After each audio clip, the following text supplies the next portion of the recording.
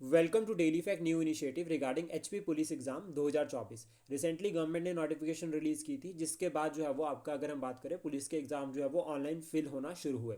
अभी जो last date है वो आई थिंक शायद 31 अक्टूबर है। हमारा जो ये न्यू इनिशिएटिव है, इसमें हमने टारगेट सेट किया है कि हम जो जीएस के सब्जेक्ट है, यानी कि history, polity, geography, economy, environment, current affair, इन सभी की जो है वो वेटेज रहती है पुलिस में, इन सभी को हम कवर करेंगे।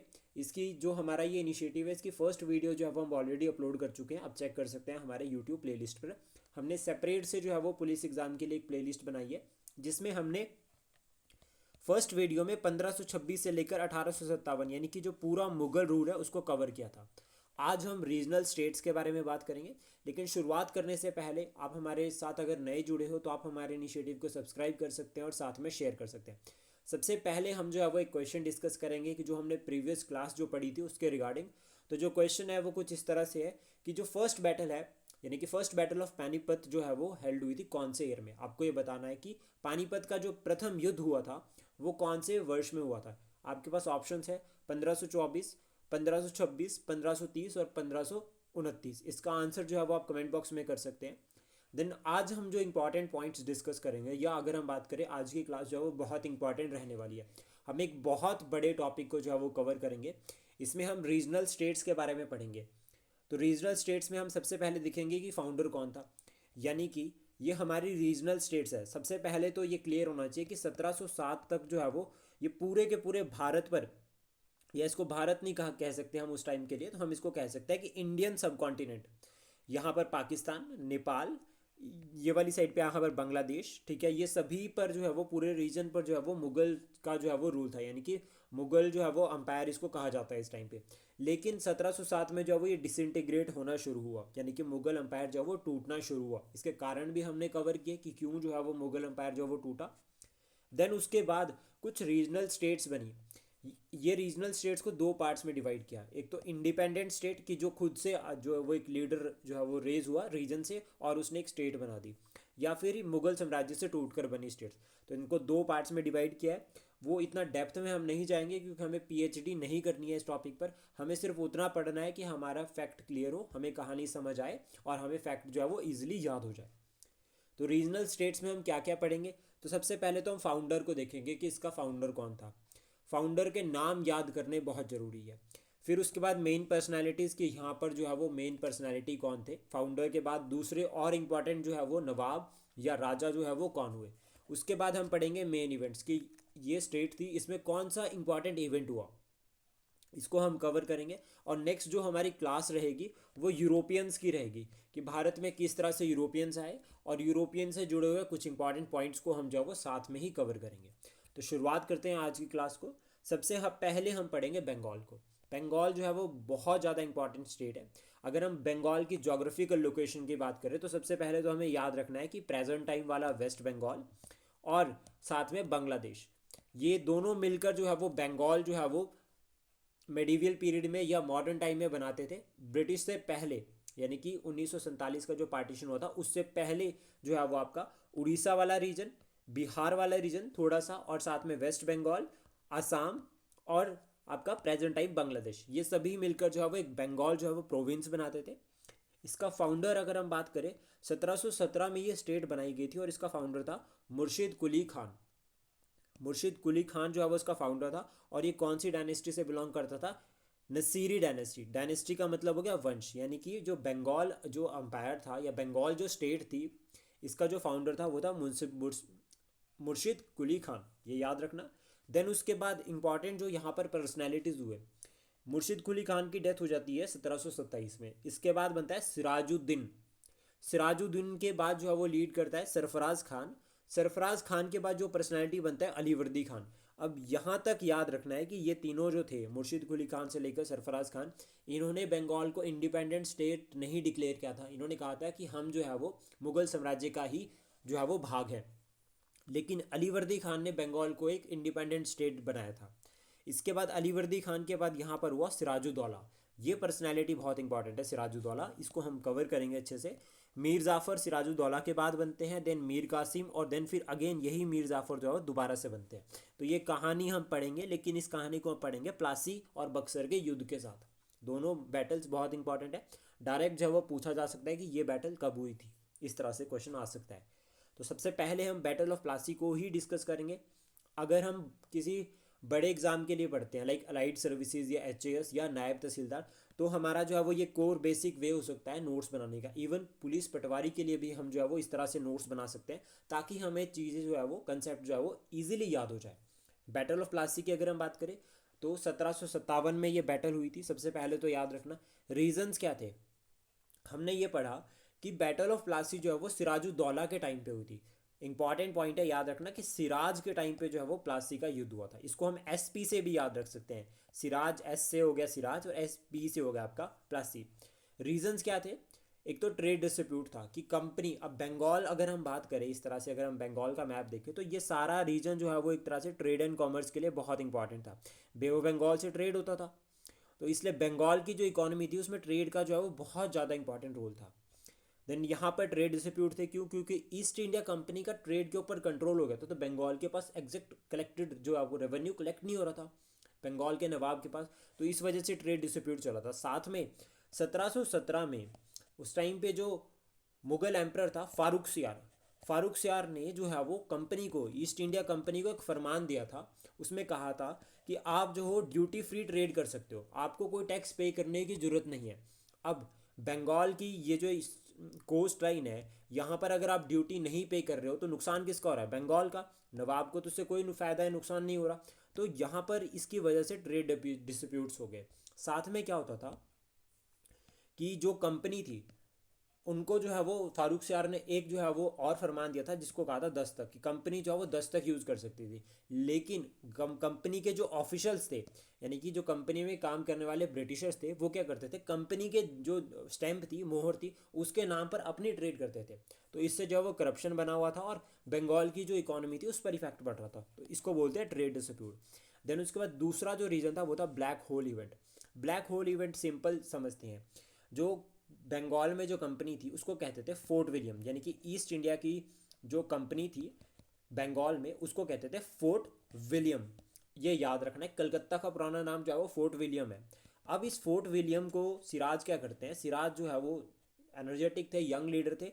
सिराज आते हैं और इस फोर्ट विलियम को जो है वो क्या कर लेते हैं, अपने अंडर कंट्रोल कर लेते हैं, कैप्चर कर लेते हैं उसको। वहाँ जो ब्रिटिशर्स थे उसको डिफीट कर देते हैं। अब यहाँ पर स्टोरी क्या होती है, यहाँ पर ये कहा जाता है कि सिराज को जो है वो, सिराज का जो नेचर था या सिराज के जो पॉलिटिकल जो या एडमिनिस्ट्रेटिव जो डिसीजंस थे उसको जो है वो डाइल्यूट करने के लिए, उसको इफेक्ट करने के लिए ब्रिटिशर्स ने ये कहा कि सिराज ने क्या किया कि जब वहाँ पर ब्लैक होल, जब वहाँ पर फोर्ट विलियम को जो है वो जीत लिया, देन उसके बाद वहाँ जो यूरोपियंस थे, याद रखना कि वहाँ जो यूरोपियंस थे उनको एक बंद कमरे में जो है वो करीब 135 से 40 लोगों को एक कमरे के अंदर बंद कर दिया, जिसमें एक छोटी सी विंडो थी।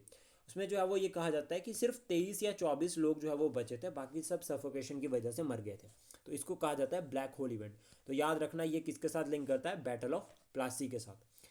देन उसके बाद वीक रूलर्स या वीक नवाब, जो नेक्स्ट जो आपका नवाब था सिराज उतना कैपेबल नहीं था, तो इसकी वजह से भी जो है वो आपका ये प्लासी का युद्ध हुआ एक कारण। देन सिराज ने जो है वो फोर्ट विलियम कंट्रोल कर दिया, ये मैं आपको क्लियर समझा चुका हूँ। इसके बाद एक्शन क्या होता है, अब जैसे मान लीजिए फोर्ट विलियम को जो है वो आपका सिराज ने कैप्चर कर लिया, तो उसके बाद मद्रास से जो है वो कंपनी लीड करके आते हैं रॉबर्ट क्लाइव। रॉबर्ट क्लाइव बहुत इंपॉर्टेंट पर्सनैलिटी है, इनको क्लाइव ऑफ इंडिया भी कहा गया है इस टाइम पे। तो रॉबर्ट क्लाइव क्या करते हैं, सबसे पहले तो फोर्ट जो आपका विलियम था उसको जो है वो जीत लेते हैं, वापस से जो है वो उस पर कंट्रोल बना लेते हैं।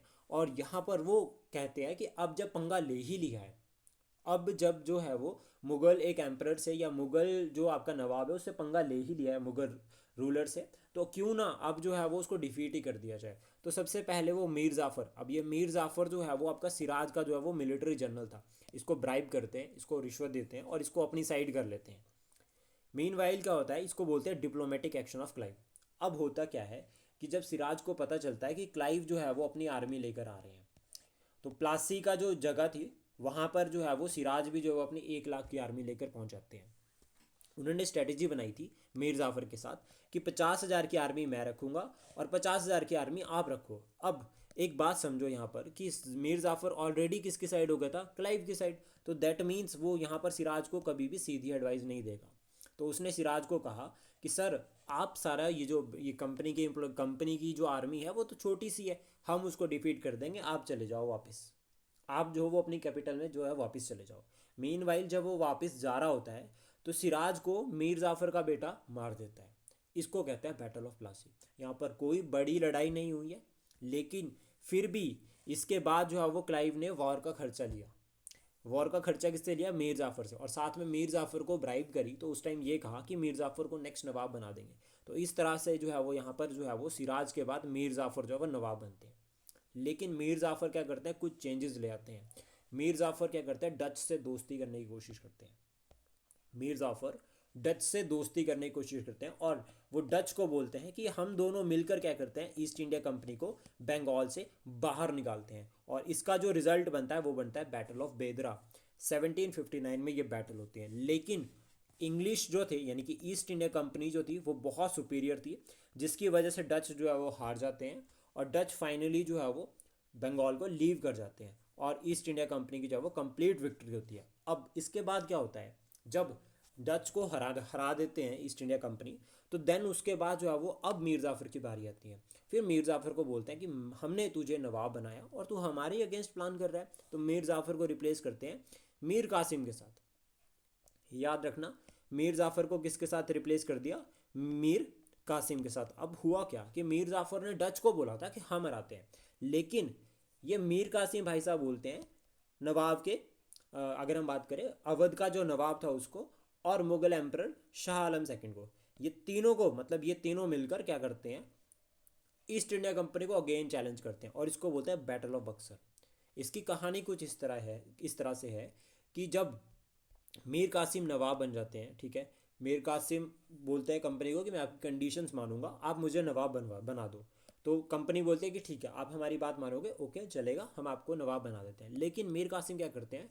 एडमिनिस्ट्रेटिव चेंजेस कर देते हैं। इन्होंने देखा कि यार जो आपका कंपनी है वो तो ड्यूटी नहीं पे कर रही है, लेकिन जो इंडियन ट्रेडर्स है उनको ड्यूटीज पे करना पड़ रहा है। अगर इम्पोर्ट ट्रेड वो ट्रेड इंडियन ट्रेड, अगर कोई इंडियन ट्रेड कर रहा है तो उसको ड्यूटीज देनी पड़ रही है, लेकिन कंपनी को नहीं देनी पड़ रही है। तो ये क्या करते हैं? ड्यूटी फ्री कर देते हैं। क्यों कहते हैं किसी को भी जो है वो ड्यूटी पे करनी ही नहीं है, ट्रेड फ्री कर देते हैं बिल्कुल। जिसकी वजह से कंपनी का नुकसान होता है, क्योंकि कंपनी का इंटरेस्ट तो रेवेन्यू पे था। कंपनी को तो पैसा चाहिए था कि जितना पैसा आता है उतना आने दो।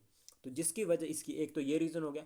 साथ में ये क्या करते हैं कि एक जो है वो मिलिट्री ट्रेनिंग के लिए एक छोटा सा कैंप लगा देते हैं। ठीक है, तोप खाना भी हम इसको कह सकते हैं कि यहाँ पर जो है वो वॉर इक्विपमेंट्स बनाए जाएंगे। तो कंपनी कहती है कि आप ये क्यों कर रहे हो?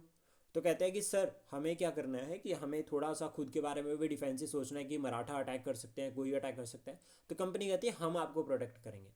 मीनवाइल ऐसा पॉसिबल नहीं हो पाता और ये क्या करते हैं, मीर कासिम को रिप्लेस कर देते हैं अगेन मीर जाफ़र के साथ।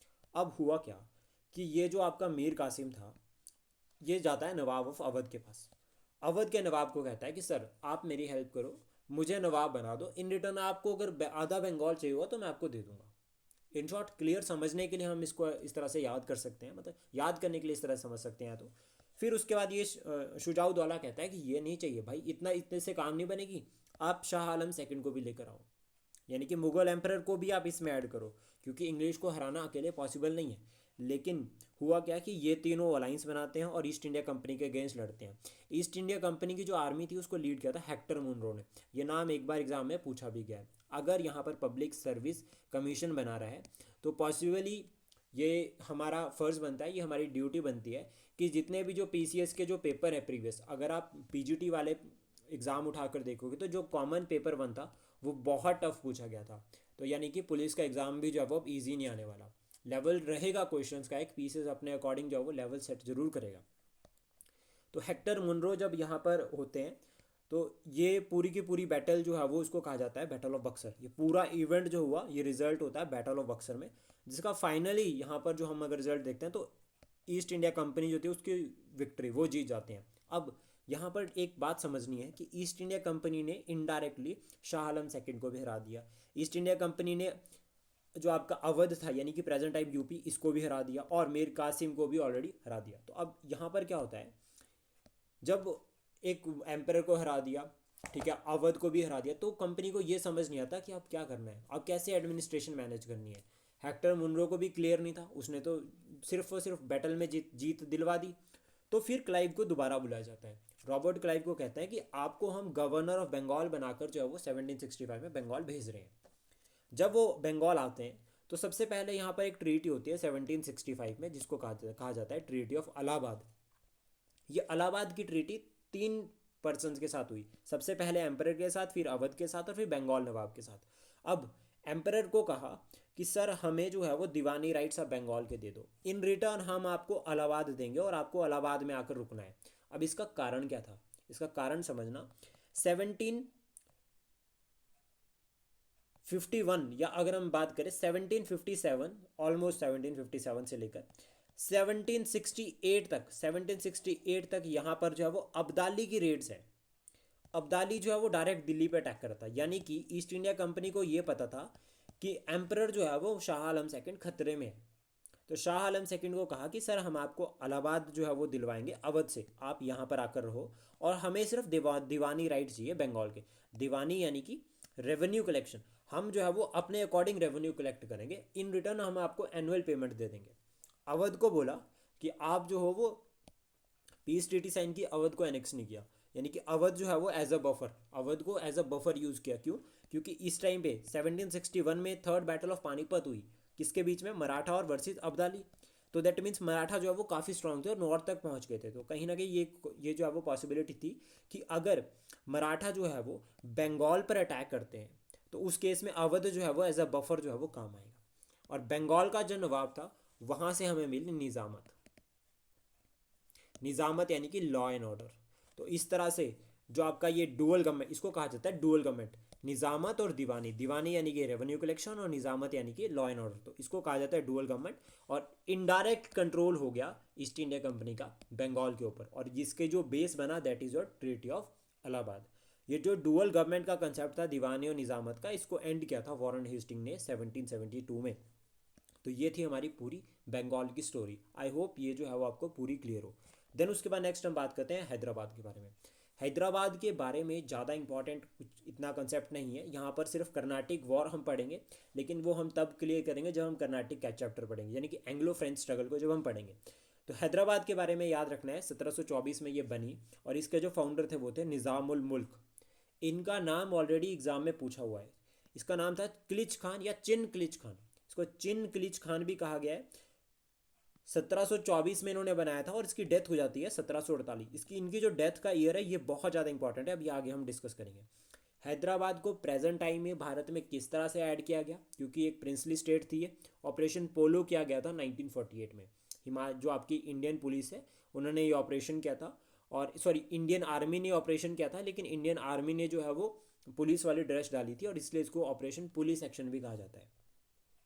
देन उसके बाद अवध की अगर हम बात करें 1722 में बना, और इसके फाउंडर जो थे वो थे शादत खान, या इनको जो है वो शादत खान बारन मुल्क भी कहा गया है। इंपॉर्टेंट पर्सनैलिटी ये शादत खान एक पर्सनैलिटी हो गया। दूसरा जो है वो है शुजाउद्दौला। शुजाउद्दौला जो है वो वही जो बैटल ऑफ बक्सर में इन्वॉल्व थे 1764। हमने बात की थी ना, अवध का नवाब था शुजाउद्दौला, एक सिराज था वो बैटल ऑफ प्लासी में था। शुजाउद्दौला अलग है। ये शुजाउद्दौला बक्सर की लड़ाई में इंपॉर्टेंट है और फिर उसके बाद बफर की तरह उसको जो है वो यूज़ किया था। देन उसके बाद प्रेजेंट टाइम की अगर हम बात करें अवध में, तो यूपी वाला रीजन है। 1857 का जो रिवोल्ट हुआ था उसमें अवध यानी कि यूपी जो है वो मेन सेंटर रहा था यूपी। क्यों? क्योंकि कारण ये था कि अवध को एनेक्सी जो है वो मिस गवर्नमेंट के चार्जेस पे किया गया था 1856 में। तो याद रखना अवध को जो है वो सबसे लास्ट में एनेक्स किया है, और डलहौजी ने जो है वो एनेक्स किया था। एनेक्स यानी कि कब्जा करना 1856 में। मिस गवर्नमेंट यानी कि सरकार जो यहाँ का जो एम्परर था, नवाब था, वो अच्छे से काम नहीं कर रहा था। देन उसके बाद नेक्स्ट आता है Karnataka. Karnataka south Indian state, present time पे अगर हम बात करें कर्नाटका, तो ये जो टेरिटरी थी ये कृष्णा रिवर और कावेरी रिवर के बीच में थी।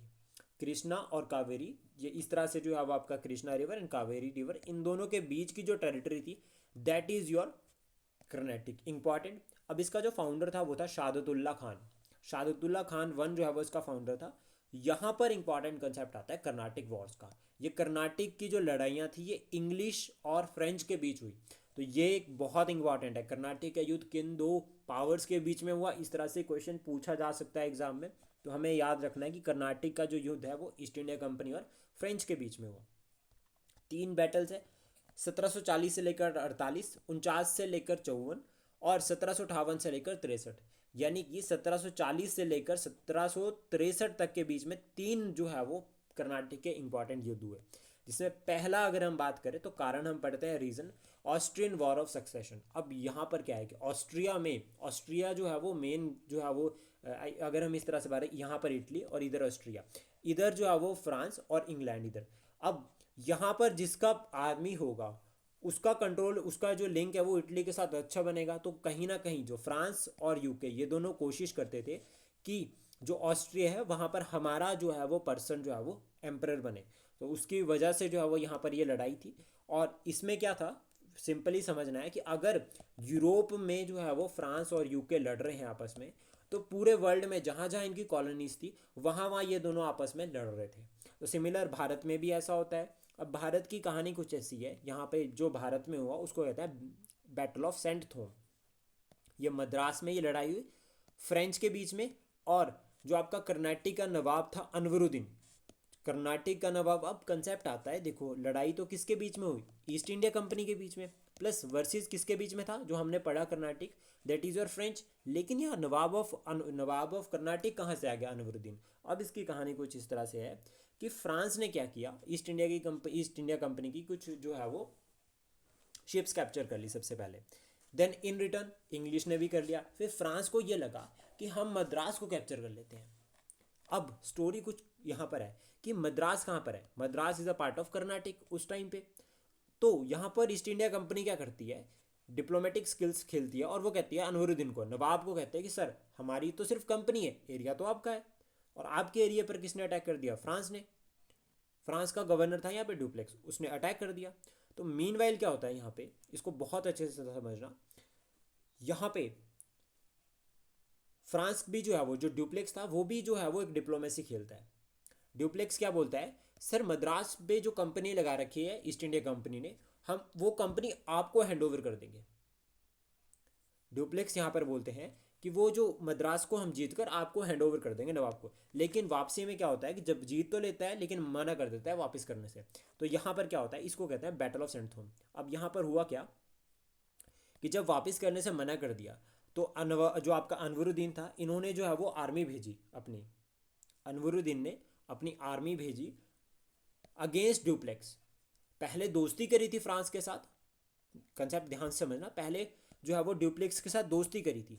लेकिन फिर क्या किया, आर्मी भेज दी लड़ने के लिए, जब उसने मना कर दिया कि मैं मद्रास नहीं दूंगा। इसका रिजल्ट क्या हुआ, ड्यूप्लेक्स ने जो है वो नवाब की जो आर्मी थी उसको डिफीट किया। और ये जो आर्मी को लीड किया था वो क्या था, महफूज खान ने। लेकिन ये बहुत इन डेप्थ हो गया, इतना इन डेप्थ हमें पढ़ने की जरूरत नहीं है, फिर भी हम याद रख सकते हैं महफूज खान के अंडर जो आर्मी भेजी थी उसको डिफीट किया।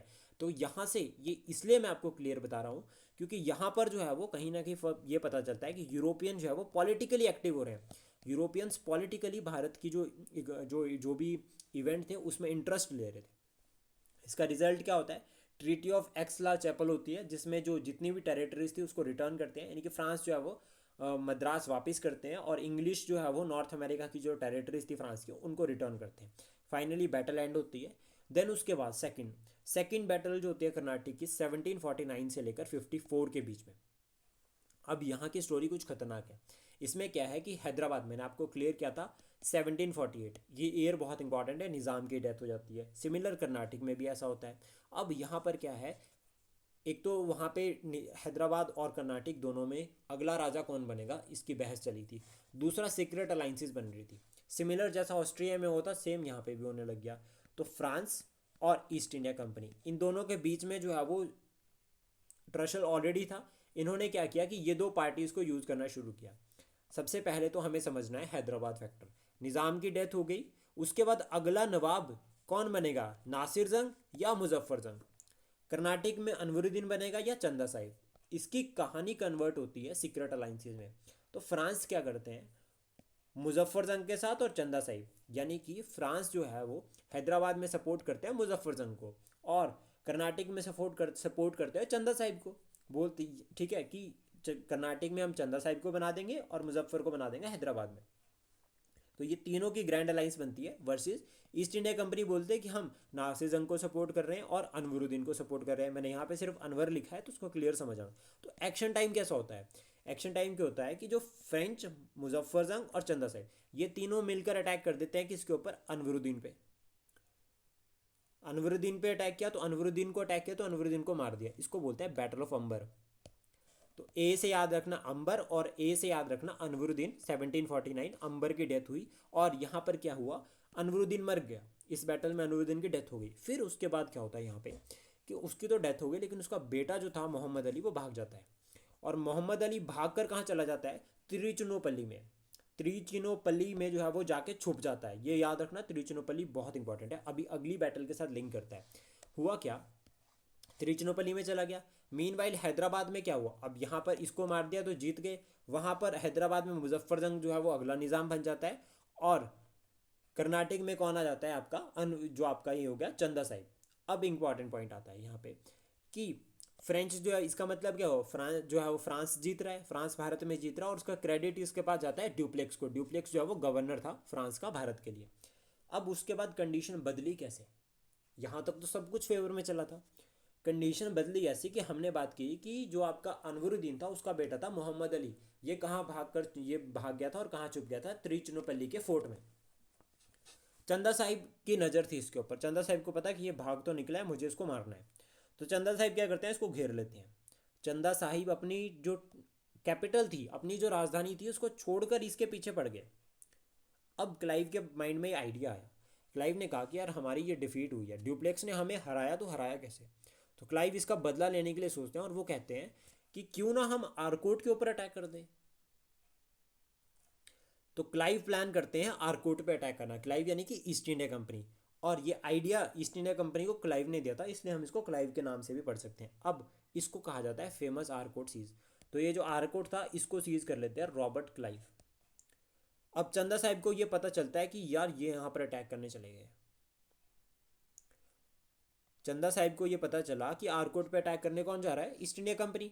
तो चंदा साहिब क्या करता है? यहाँ से निकल कर जो है वो पहले तो सबसे पहले फ्रांस को बोलते हैं, सर हेल्प करने के लिए आओ, ईस्ट इंडिया कंपनी आरकोट पे अटैक करने जा रही है। लेकिन फ्रांस में जो है वो यहाँ पे डिप्लोमेटिक स्किल जो है वो आपका जो ईस्ट इंडिया कंपनी थे वो थोड़ी सी डिप्लोमेसी खेलती है। और वो जो ड्यूप्लेक्स था, जो यहाँ का गवर्नर था, जो ब्रिलियंट गवर्नर था, उसको वापस बुला लेते हैं।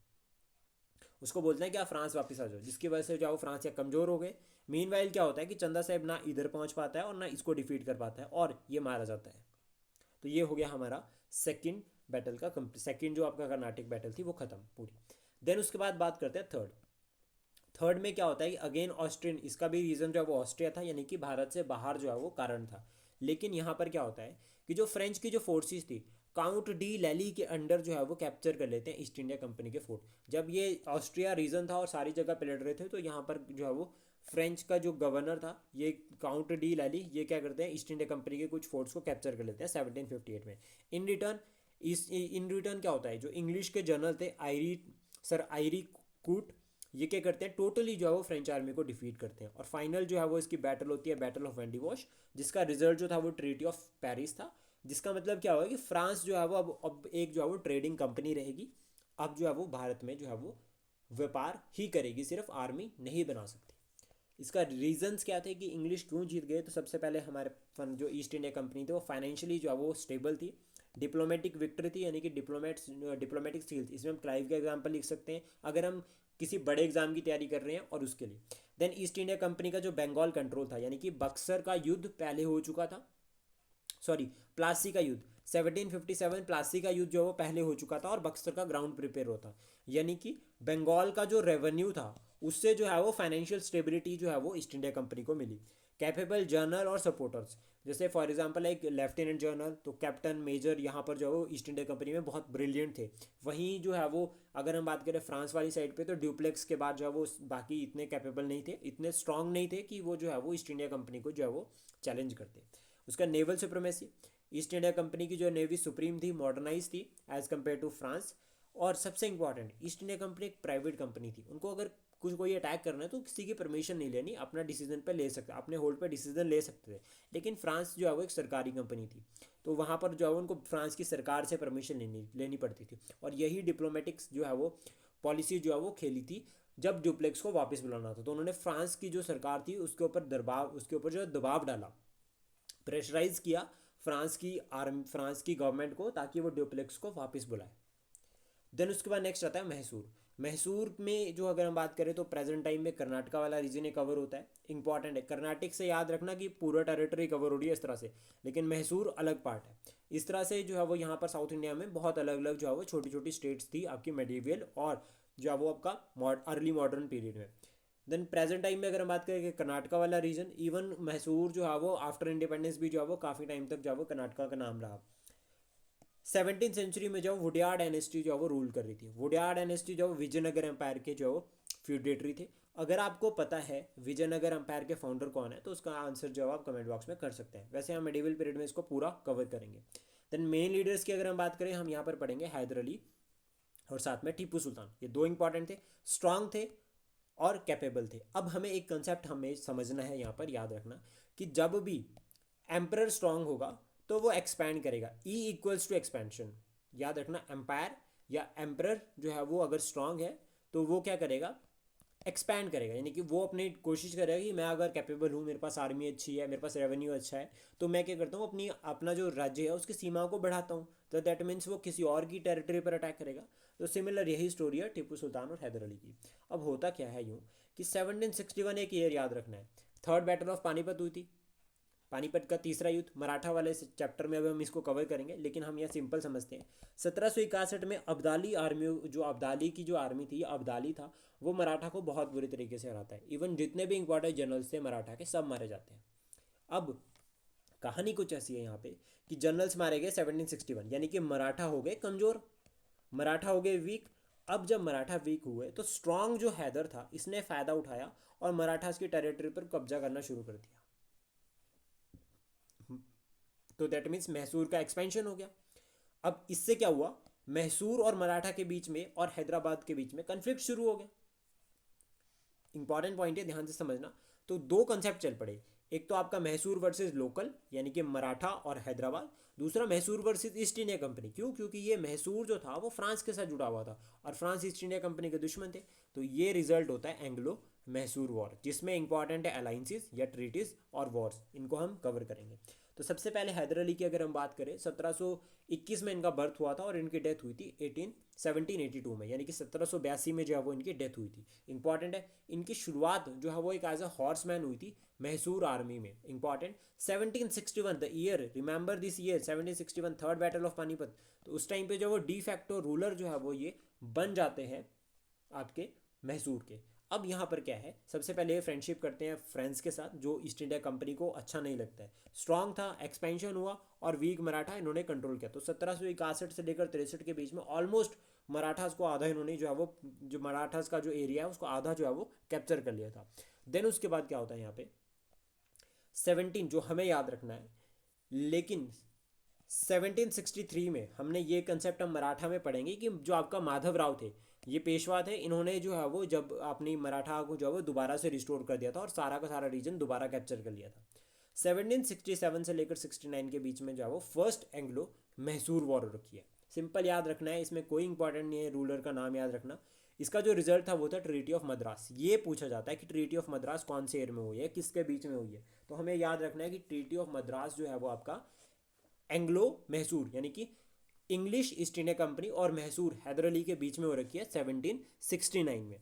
देन उसके बाद सेकेंड एंग्लो मैसूर वॉर की अगर हम बात करें 1780 से लेकर 84 के बीच में, और ये एंग्लो जो मैसूर वॉर थी इसमें जो डेथ हो रखी है वो हैदर अली की डेथ हुई है 1782 में। लेकिन याद रखना हैदर अली की डेथ जो है वो कैंसर की वजह से हुई थी, लड़ाई में नहीं हुई। इसके बाद जो है वो टीपू सुल्तान जो है वो यहाँ पर लीड करते हैं। इसकी कहानी जो है वो बहुत सिंपल और बहुत क्लियर है। सिंपल क्योंकि देखो 1767 में हम तो ये मान लेते हैं कि इनके बीच में आपस में ट्रशल था, लेकिन हुआ क्या सेकेंड के टाइम पे अगर हम बात करें 1775 में, ये कहीं ना कहीं जो है वो आपका एंग्लो मराठा से लिंक करता है। 1775 में क्या हुआ यहाँ पे कि जो आपके पेशवा थे, ठीक है, जिसका अगर हम बात करें नारायण राव या रघुनाथ राव क्या करते हैं, चल जाते हैं ईस्ट इंडिया कंपनी के पास कि मुझे पेशवा बनना है। आपने बंगाल में भी बनाया था नवाब, मीर कासिम मीर जाफ़र को नवाब बनाया था, तो आप ये चीज़ हमारी भी हेल्प कर सकते हैं यहाँ पे। तो वो बॉम्बे चले जाते हैं कंपनी के पास। तो कंपनी को कहते हैं कि मुझे नवाब, मुझे जो है वो पेशवा बनना है, आपको इन रिटर्न जो चाहिए आपको मिल जाएगा। तो कंपनी कहती है ठीक है, लेकिन कंपनी को रघुनाथ राव पर विश्वास नहीं था। रघुनाथ राव को हम अभी बहुत अच्छे से आगे क्लियर करेंगे। तो मीनवाइल वो क्या करते हैं, पेशवाज के साथ, यानी कि जो एग्जैक्ट जो पेशवा थे उनके साथ दोस्ती कर लेते हैं। नाना फडणवीस जो मेन जनरल थे पेशवा के, उनसे दोस्ती कर लेते हैं। और इस दोस्ती की वजह से अब अगर मैसूर जो है वो, यानी कि हैदर अली या टीपू सुल्तान जो है या मैसूर जो है वो अगर मराठा टेरिटरी में जाता है, तो in case east India Company को हेल्प करने के लिए आना पड़ेगा।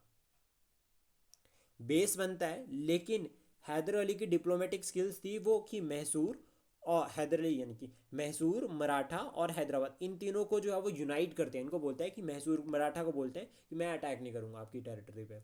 हैदराबाद को भी बोलते हैं मैं न्यूट्रल रहूंगा, आपको न्यूट्रल रहना है, आपको अटैक करने की जरूरत नहीं है, मैं भी आपके ऊपर अटैक नहीं करूंगा। दोनों लेकिन ये कंबाइन होकर किसके ऊपर अटैक करते हैं, आपका मद्रास, ईस्ट इंडिया कंपनी के ऊपर, मद्रास यानी कि। अब ईस्ट इंडिया कंपनी के ऊपर ये अटैक करते हैं मीनवाइल। और यहीं पर इस टाइम पे 1775 से लेकर 1782 के बीच में फर्स्ट एंग्लो मराठा वॉर भी हो रखी है। तो यानी कि ईस्ट इंडिया कंपनी का दुश्मन कौन, ईस्ट इंडिया मराठा का दुश्मन कौन, ईस्ट इंडिया कंपनी। और इसका फायदा किसने उठाया, हैदर अली ने। हैदर अली ने किसके साथ दोस्ती कर ली, मराठा के साथ। तो मीनवाइल वहाँ पर जो है वो मराठा डिफीट होते हैं और वो ट्रीटी साइन करते हैं, और यहाँ पर हैदर अली की डेथ होती है। नेक्स्ट जो है वो टीपू सुल्तान बनते हैं, और रिजल्ट क्या था, ट्रीटी ऑफ मैंगलोर। अगर आपको ये नहीं समझ आया हो तो आप इसको एक बार और वीडियो को ध्यान से देखना, ये थोड़ा सा कंफ्यूजिंग है, लेकिन अगर हमें एक बार क्लियर हो गया तो फिर अच्छे से समझ आ जाएगा। नेक्स्ट जो टीपू सुल्तान बनते हैं 1782 में, और इवन जब तक नेक्स्ट एम्परर नहीं बनते हैं तब तक जो है वो हैदर की डेथ को डिस्क्लोज नहीं किया जाता।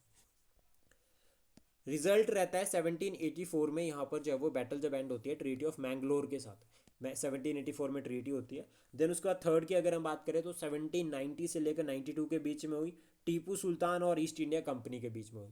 अब ईस्ट इंडिया कंपनी की यहाँ पर जो आर्मी को लीड किया था वो क्या था, आपका लॉर्ड कॉर्नवालिस ने। ये पर्सनैलिटी का नाम याद रखना बहुत ज़रूरी है, लॉर्ड कॉर्नवालिस। इन्होंने खुद इस बैटल को लीड किया था। रिजल्ट था ट्रीटी ऑफ श्रीरंगपट्टनम, 1792 में ट्रीटी हुई। ये ट्रीटी जो है वो बहुत इंपॉर्टेंट है, मैच द फॉलोइंग में क्वेश्चन जो है वो पूछे जाते हैं। देन उसके बाद फोर्थ बैटल की अगर हम बात करें 1799, जिसमें टीपू सुल्तान की डेथ होती है। सब्सिडियरी अलाइंस, वेलेस्ली का ये आइडिया था, इसको हम कवर करेंगे जब वेलेस्ली को पढ़ेंगे। वेलेस्ली जो है वो मैसूर के साथ जो है वो साइन करते हैं सब्सिडियरी अलाइंस, और जो हमारी ओल्ड डायनेस्टी थी वुडेनार, उसमें जो कृष्ण राजा थर्ड थे उनको रिस्टोर कर दिया जाता है, उनको जो है वो आपका जो मैसूर है उसका जो है वो नवाब बना दिया जाता है। देन उसके बाद टीपू सुल्तान के बारे में कुछ इंपॉर्टेंट पॉइंट्स पढ़ना बहुत ज़्यादा जरूरी है। टीपू सुल्तान अगर हम बात करें तो टाइगर ऑफ मैसूर इनको कहा गया है। फ्रेंच जो है उनके साथ दोस्ती करी थी, मेंबर ऑफ जैक्विन क्लब भी ये थे, एजुकेटेड पर्सन थे, know a lot of languages like Persian और अरबिक, दोनों लैंग्वेजेस जो है वो जानते थे। रॉकेट साइंस की टेक्नोलॉजी को भारत में इंट्रोड्यूस करने में इनका काफ़ी इंपॉर्टेंट रोल रहा है। टीपू सुल्तान ने ट्री ऑफ लिबर्टी लगाया था श्रीरंगपट्टनम में, ये पूछा जाता क्वेश्चन है, काफ़ी इंपॉर्टेंट है, डायरेक्ट जो है वो क्वेश्चन काफ़ी बार एग्जाम में पूछे भी गए हैं। इवन अगर हम बात करें एसएससी जीडी में तो ऑलरेडी जो है वो इस तरह के क्वेश्चन पूछे जाते हैं, और साथ में जो आपका सीजीएल में भी क्वेश्चन जो है वो इस तरह से पूछे जाते हैं। तो हमारी ये सीरीज सिर्फ पुलिस तक की लिमिटेड नहीं है, आपको सारे कम्पिटेटिव एग्जाम्स के लिए हेल्प करेगा, specially in case of prelims. Then उसके बाद नेक्स्ट हम बात करते हैं मराठास की। तो मराठास में सबसे पहले है आपका, अगर हम बात करें प्रेजेंट टाइम पे आपका महाराष्ट्र। फाउंडर जो है वो छत्रपति शिवाजी महाराज थे।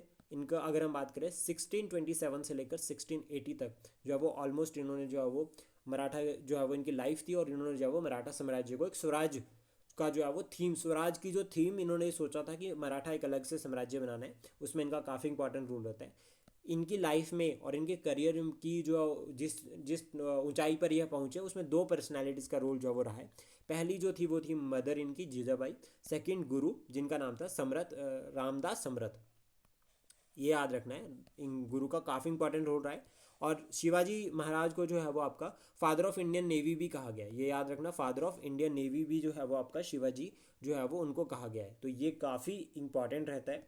देन उसके बाद हमें याद रखना है कि बैटल ऑफ प्रतापगढ़ जो है वो 1759 में हुई थी, जिसमें इन्होंने अफजल खान को मार दिया था। और ये न्यूज़ में भी है काफ़ी, अफजल खान की जो बैटल है, क्यों, क्योंकि जो वाघ नाग था जिससे जो है वो मारा था, वो रिसेंटली जो है वो अभी जो है वो महाराष्ट्र में है। देन उसके बाद हमें याद रखना है कि ये गुरिल्ला वॉरफेयर में एक्सपर्ट थे। ट्रीटी ऑफ पुरंदर जो है वो 1665 में हुई थी, किसके साथ? मुगल के साथ।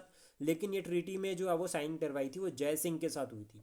जय सिंह वर्सेस शिवाजी ने जो है वो ट्रीटी साइन करी थी, और उस ट्रीटी के तहत जो है वो फिर मुगल एम्पर से मिलने के लिए गए थे शिवाजी। और मुगल एम्पर की अगर हम बात करें इस टाइम पे कौन थे? औरंगजेब। देन उसके बाद नेक्स्ट है बैटल ऑफ सलहेर 1672। यहाँ पर जो पुरंदर जो ट्रीटी हुई थी, इससे पहले जितना भी जो नुकसान हुआ था शिवाजी का ड्यू टू द जय सिंह, वो सभी जो है वो रीगेन किया था बैटल ऑफ सलेहर के बाद। सलेहर जो है वो फोर्ट है, इनको कैप्चर कर लिया था, और इसके बाद जो है वो शिवाजी ने जो है वो मराठा साम्राज्य की जो है वो एस्टेब्लिशमेंट करी थी, यानी कि मराठा एक इंडिपेंडेंट स्टेट बना दिया था। इंपॉर्टेंट है, जिस तरह से जो है वो एक क्रोनोलॉजी है, इसको याद करना बहुत ज़्यादा इंपॉर्टेंट है। अगर हम बात करें शिवाजी, तो शिवाजी के बाद उनके बेटे नेक्स्ट जो है वो छत्रपति बने थे, जिसका नाम था संभाजी। संभाजी की डेथ हो जाती है 1689 में। औरंगजेब इनको धोखे से मार देता है और इनके बेटे को कैप्चर कर लेता है। इनके बेटे का नाम था शाहू जी। शाहू जी को कैप्चर कर लेता है। दैट मीन्स नेक्स्ट जो है, आइडियली तो है वो ये बनने चाहिए थे छत्रपति नेक्स्ट, लेकिन फिर नेक्स्ट कौन बन गया? शिवाजी के बेटे राजा राम। राजा राम की डेथ हो जाती है 1700 में, और 1700 में उनकी डेथ होने के बाद नेक्स्ट जो बनते हैं वो बनते हैं शिवाजी सेकंड। 1700 से लेकर 1707। अब यहाँ पर 1707 में औरंगजेब की भी डेथ हो जाती है, और बहादुर शाह क्या करते हैं? शाहू जी को रिलीज़ कर देते हैं। जब वो शाहू जी को रिलीज़ करते हैं, अब क्लियर हो गया, जब हमने फर्स्ट क्लास पढ़ी थी तो हमने वहाँ पे शाहू जी के कंसेप्ट को डिस्कस किया था। तो शाहू जी जो है वो संभाजी के बेटे थे, और शाहू जी अब जब यहाँ पर ऑलरेडी शिवाजी सेकंड थे, और शाहू जी जो है वो पुराने छत्रपति जो होने चाहिए थे वो वापस आ गए, तो इन दोनों के बीच में एक सिविल वॉर जो है वो शुरू हो गई कि नेक्स्ट छत्रपति कौन बनेगा। अब यहाँ पर इनको सपोर्ट किया पेशवा ने। ये याद रखना है, पेशवाज काफ़ी ज़्यादा इंपॉर्टेंट है। पेशवाज ने जब इनको सपोर्ट किया, तो पेशवाज में सबसे पहले आते हैं बालाजी विश्वनाथन, जो है वो 1713 से लेकर 1720, ये एक रेवेन्यू ऑफिसर थे। इसके बाद बाजीराव 1720 से लेकर 1740, बालाजी बाजीराव 1740 से लेकर 1761। देन उसके बाद माधवराव की डेथ होती है 1772 में। फिर उसके बाद नारायण राव, फिर रघुनाथ राव। ये वही रघुनाथ राव है जो 1775 में हमने बात की, बंगाल चले जाते हैं कि मुझे पेशवा बनना है। देन उसके बाद सवाई माधवराव, फिर बाजीराव सेकंड, फिर नाना साहिब। ये इंपॉर्टेंट जो है वो पेशवास की लिस्ट है, हम इसी तरह से इनको याद कर सकते हैं, डायरेक्ट नोट डाउन कर लेना। देन इसके बाद इंपॉर्टेंट इवेंट की अगर हम बात करें, तो बाजीराव, ये बहुत इंपॉर्टेंट पर्सनैलिटी, बाजीराव मस्तानी वाले। इनके टाइम पे जो है वो मराठा साम्राज्य जो है वो पीक पर था, काफ़ी पीक जो है वो गुरिल्ला वॉरफेयर में एक्सपर्ट थे। इन्होंने जो है वो 1733 में बैटल ऑफ वसई, ये बैटल एग्जाम में ऑलरेडी एक बार पूछी गई है, जो आपके पुर्तगालीज थे उनको डिफीट किया। 1737 में जो है वो बैटल ऑफ भोपाल हुई, जिसमें निज़ाम जो है वो मुगल आर्मी को लीड कर रहे थे, उनको डिफीट किया। और यहाँ पर ट्रीटी ऑफ दुराय सराय भी हुई है। इस ये जो बैटल हुई, इससे क्लियर पता चलता है कि बैटल ऑफ भोपाल, यानी कि मराठा जो है वो दिल्ली तक रेड मारने जो है वो शुरू कर दिया था उन्होंने। उसके बाद बालाजी बाजीराव इन्वेडेड दिल्ली। 1754 में इन्होंने शाह आलम सेकंड को जो है वो एज अ मुगल एम्परर बना दिया था, ये याद रखना है, बहुत इंपॉर्टेंट है। देन उसके बाद अगर हम बात करें 1761 में, तो यहाँ पर इन्हीं के टाइम पे जो वो थर्ड बैटल ऑफ पानीपत हुई थी। और इस बैटल ऑफ पानीपत, जो थर्ड बैटल ऑफ पानीपत थी, ये किस किस के बीच में हो रखी है?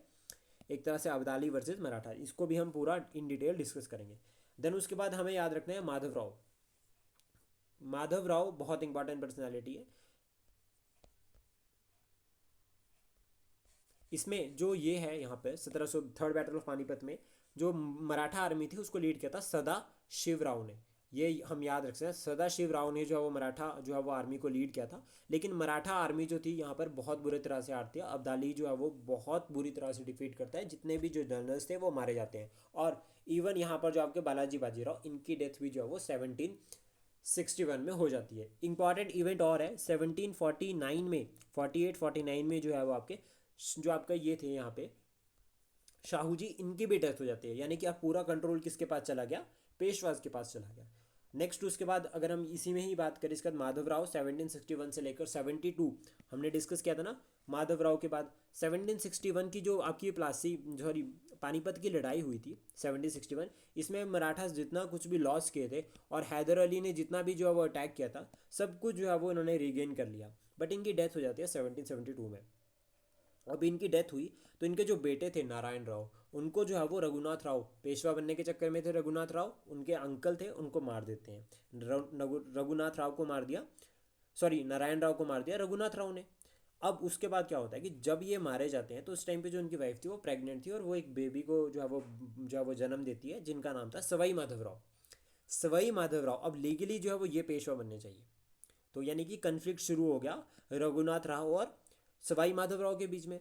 सवाई माधवराव को सपोर्ट किया नाना फडणवीस ने, मराठा सरदार थे, उन्होंने सपोर्ट किया। तो ये एक एक एक पार्टी होगी। दूसरी पार्टी होगी रघुनाथ राव की। रघुनाथ राव जो है वो कहाँ जाते हैं, ईस्ट इंडिया कंपनी के पास जाते हैं, यानी कि बॉम्बे चले जाते हैं और वो बोलते हैं कि हमें सपोर्ट करो, आप मुझे सपोर्ट करो, इन रिटर्न आपको जो भी चाहिए आपको मिल जाएगा। अब हुआ क्या, यहाँ पर फिर ट्रीटी हो गई। ट्रीटी ऑफ सूरत इसको कहा गया 1775 में। लेकिन ये ट्रीटी को किसने मना कर दिया, बंगाल ने मना कर दिया। बंगाल को ये पता चला कि जो क्लेम रघुनाथ राव पेशवा के लिए कर रहे हैं वो गलत है, क्योंकि अभी जो है वो पेशवा जो है वो सवाई माधवराव जीवित है। तो इसको रिजेक्ट करते हैं और वो जो आपका नाना फडणवीस थे इनके साथ ट्रीटी साइन करते हैं, क्योंकि सवाई माधवराव तो बहुत छोटे थे। तो इनके साथ जो ट्रीटी साइन होती है उसको कहते हैं ट्रीटी ऑफ पुरंदर। बट हुआ क्या यहाँ पे कि ये पुरंदर की ट्रीटी में कहा कि जो नाना फडणवीस है वो किसी और यूरोपियन पावर को सपोर्ट नहीं करेंगे या उसकी हेल्प नहीं लेंगे, लेकिन ये दोस्ती कर लेते हैं, ये फ्रेंडशिप कर लेते हैं फ्रेंच के साथ। ईस्ट इंडिया कंपनी को ये अच्छा नहीं लगा। ईस्ट इंडिया कंपनी ने क्या किया, अपनी आर्मी भेजी और मराठा को डिफीट किया, और इसको कहा जाता है फर्स्ट एंग्लो मराठा वॉर। 1775 से लेकर 82 के बीच में जो है वो ये बैटल हुई है। अब यहाँ पर याद रखना कि यहाँ पर इसी फेज में दूसरी बैटल कौन सी थी, 1780 से लेकर 84 के बीच में सेकेंड एंग्लो मैसूर वॉर। अब वो मैसूर वाला चैप्टर आपको क्लियर होगा कि यहाँ पर ईस्ट इंडिया कंपनी जो है वो और मराठा दोनों दुश्मन क्यों बने, और हैदर ने क्यों जो है वो मराठा के साथ दोस्ती करी। रिजल्ट क्या था इसका, रिजल्ट था ट्रीटी ऑफ सालबाई। 1782 में फाइनली पीस ट्रीटी जो है वो साइन हो गई। अब हमें जो याद करना है एग्जाम के लिए वो है मराठा फैमिलीज। गायकवाड़ जो है वो कहाँ पर रहते थे, बड़ौदा में। भोसले रहते थे नागपुर में। होलकर इंदौर में रहते थे। पेशवास जो है वो पुणे में रहते थे। और सिंधिया जो है वो ग्वालियर में। इसको याद करने की शॉर्ट ट्रिक भी है, जीबी कितने जीबी डाटा है, तो जीबी से याद रखना है गायकवाड़ बड़ौदा। बी एन से हमें याद रखना है Bhosle Nagpur. Hi H I hi से होलकर इंदौर। पी पी से याद रख सकते हैं पेशवा पुणे। और एस जी याद रखना कि जी एस नहीं है, यहाँ जी एस सिर्फ एग्जाम में पूछा जाता है, लेकिन इसमें यहाँ पर जी एस को जो है वो साथ में नहीं जाएगा, यानी कि जी बी होगा, जी एस नहीं होगा। तो यहाँ पर जो है वो इसको हम एस जी से याद कर सकते हैं। सिंधिया कहाँ रहते हैं, ग्वालियर में। ये डायरेक्ट मैच द फॉलोइंग में क्वेश्चन पूछा गया है, पूछा जाता है काफ़ी। Even like C D S C P F में तो आता था, पहले आता था, अभी कुछ टाइम से नहीं पूछा जा रहा, तो दैट मीन्स चांसेस बनते हैं। इसके बाद नेक्स्ट है second Anglo Mysore war. Lord Wellesley के टाइम पे ये हुई। यहाँ पर याद रखना है इसका बैकग्राउंड क्या था कि सवाई माधवराव जो है वो सुसाइड कर लेते हैं, मर गए वो। और साथ में जो बाजीराव थे वो क्या करते हैं, नेक्स्ट पेशवा बन जाते हैं। बाजीराव टू नेक्स्ट पेशवा बन जाते हैं। और 1800 में नाना फडणवीस की भी डेथ हो गई। तो देखो सवाई माधवराव भी गए, नाना फडणवीस भी गए। और अब यहाँ पर क्या होता है, जसवंत राव होलकर, हमने ये फैमिलीज पढ़ी ना यहाँ पर, भोसले नागपुर, इनके आपस में भी नहीं बन रही थी। तो देन उसके बाद क्या होता है कि जसवंत राव होलकर अटैक करते हैं पेशवा के ऊपर। एंड साथ में जो पेशवा आपका बाजीराव सेकंड थे ये चल जाते हैं बसीन। बसीन किसके पास जाते हैं, ईस्ट इंडिया कंपनी के पास। वो बोलते हैं कि सर हमारे ऊपर जसवंत राव होलकर ने अटैक कर दिया, हमें हेल्प कीजिए। इसका रिजल्ट क्या था, ट्रीटी ऑफ बसीन होती है 1802 में। तो यहाँ पर क्या करते हैं, ब्रिटिश जो है वो होलकर को डिफीट करते हैं और पेशवास जो है वो फाइनली सब्सिडरी लाइन साइन करते हैं। इसको कहते हैं second Anglo Maratha war. Then उसके बाद थर्ड की अगर हम बात करें, थर्ड बहुत इंपॉर्टेंट और बहुत छोटी सी बैटल है जो हमें याद रखनी है।